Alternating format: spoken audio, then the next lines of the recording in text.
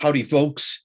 This semester is really progressing for you, especially since it's just an 8-week semester. I understand the pressures you are under. We are a little bit over a week out before your online midterm essay examination. And I thought I would share with you how to take my essay exams. As you progress through your college career, more and more of your examinations will be essay examinations. The days of multiple choice or multiple guess are over. I love essay examinations as a valid test of how well you've learned the material and how well you have integrated the material. When I send you out on the 21st at 3 p.m., send you out the midterm, it will be just 2 or 3 questions that you will have 24 hours to write out answers and send them back to me. I thought we would talk a little bit more about how I view essay exams so you can get into my vaporous head and to see how you can start studying now 9 or 10 days out for this exam. I view essay examinations as learning experiences. You may not view that right now, but after you take that, hopefully you will. I test in terms of how well you've not so much learned the information, but have integrated the information. So I want well thought out, well constructed, well presented responses to the questions. Also, I have a question that will put yourself in a situation, and the question will ask you how you would handle this situation. So more and more of your essay exams will be under those formats. For many of you, it's a quite different form of testing than you're used to. And I want you to be studying that information that I have presented in these previous videos, because they will provide you not only the specifics, but provide you, hopefully, with the bridge to start integrating all of this, because I'm asking questions that are based on how well you've integrated all of this information from the videos. Okay. Here are a couple things that I'm looking for. Number one, make sure that when you read the questions, that you really understand the questions and looking at the words that I use.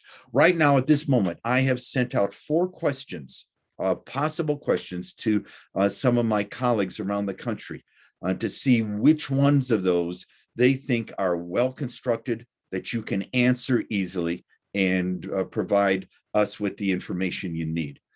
There may be 2 or maybe 3 of the questions that we'll be asking. I don't know right now. Remember, this test has a total of 220 points. That's 22% of your grade. Probably the questions I ask will have different point weighted ones. So a good rule of thumb is to take the highest point rated question and answer that first when you're still the freshest and want to spend the most time on that. It'll be, again, 2 or 3 questions. I just don't know at this time. Understand the words I'm using, because that's how I want your responses. If I say list, just list them. If I say describe, list them and give a little description of it. If I say detail, I want you to look at it in a more sequential or comprehensive way. If I say explain, I want you to explain your position, giving your opinions, your maybe even some research that you've done on that. I may ask, plot out how you would do something. I'm looking for the sequence. In any kind of answer, I'm looking for 3 different things. Is the answer comprehensive? Does it cover and address the question? This is a chance for you to prove to me that you know the stuff and know the stuff well enough that you've integrated it. I want the answers to be systematic, especially the question that I'll be asking about putting yourself in a situation.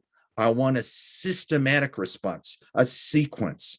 And then also I'm looking for practical applications of that.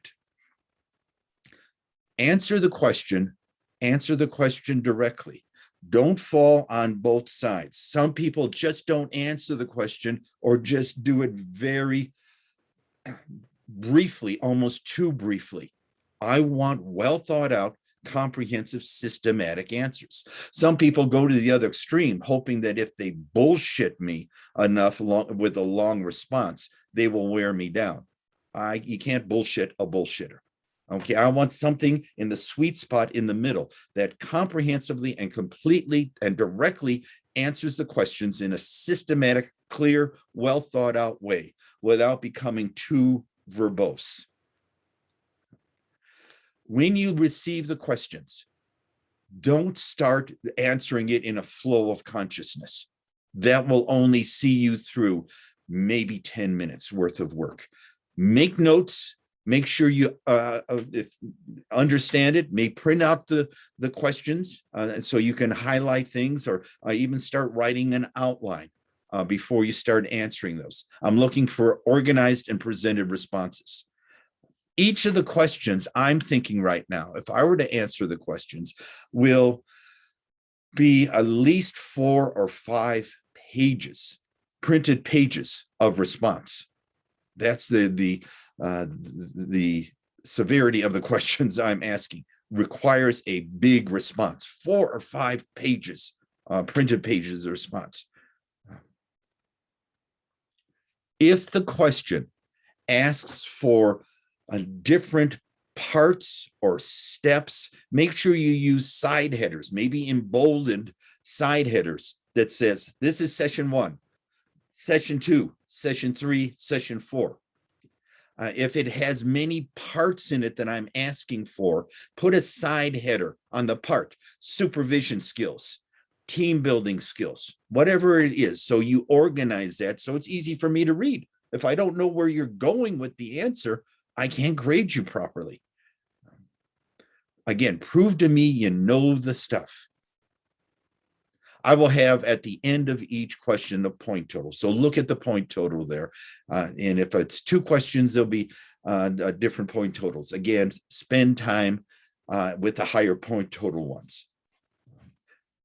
One of the mistakes people always make on my midterm exams is that they don't budget their time well enough. You have 24 hours to do this. So hopefully with the rest of your lives, your work lives, family lives, you'll have a good amount of time.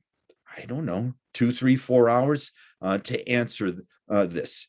In that budgeting of time, make sure you leave room and time to edit your material. Make it clear, make it succinct. So it's easy for me to read so that I know what you're saying. Make sure you edit it. Quite often, what happens is that if you're answering a subsequent question, you may receive a flash of intuition of another slant that you'll use to add to the previous question. So write notes down there as you do it. This is a performance, unlike other performances you've taken on tests. So give yourself time to edit it. Here are some logistical items to keep in mind. Make sure you put your name on each part, if you will. Some of you won't, and I'll be guessing who the hell this is. And if I'm guessing, I'm not going to give you the true consideration. Make it a 14-point, whatever font you use. Use 1.5 spaces. And make sure you have different paragraphs, either indented or an extra space. So I know how well organized those are.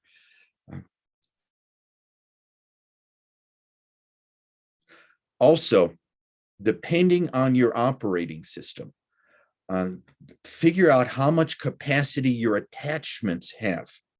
You very well may be writing more than the attachment can take.